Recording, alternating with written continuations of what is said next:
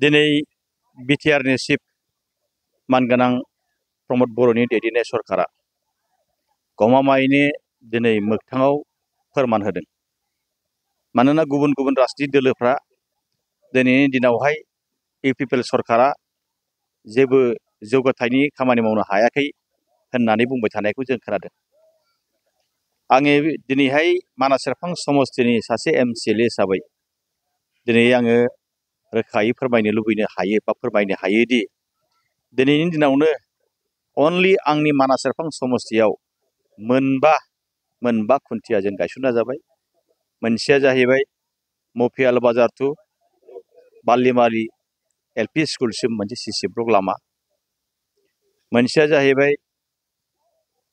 माने लान्थि बर' माने मार्टियासनि नामावहाय लान्थि बर' रड टु बगिदारा, बेबो सिसि ब्लक मोनसे लामा बेखेवनाय जाबाय। आरो मोनसेया जाबाय आन्डारगाव, मोनसे गोबाव समनि मोनसे ब्रिजनि जेंना दंमोन, बे ब्रिजनि खुन्थियाखौ दिनै गायसननाय जाबाय।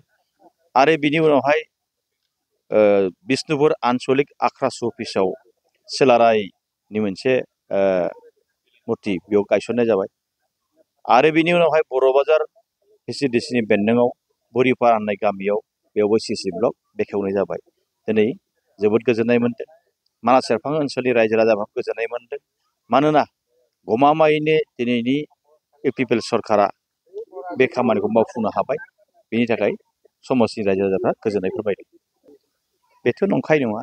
दिनैहाय गोबां मानसि सानसेयाव मिनिमाम 100-150 दिन बेबायदि आंनियाव समस्तियाव जयनिं जागासिनो दं।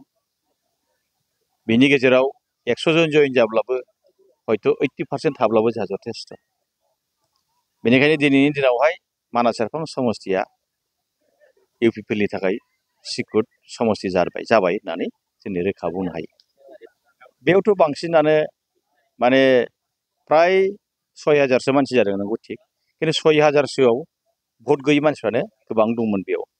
खारन हेलिकप्टार नायनायनि नामाव गथ' गथाय बुथुमनानै लांदोंमोन।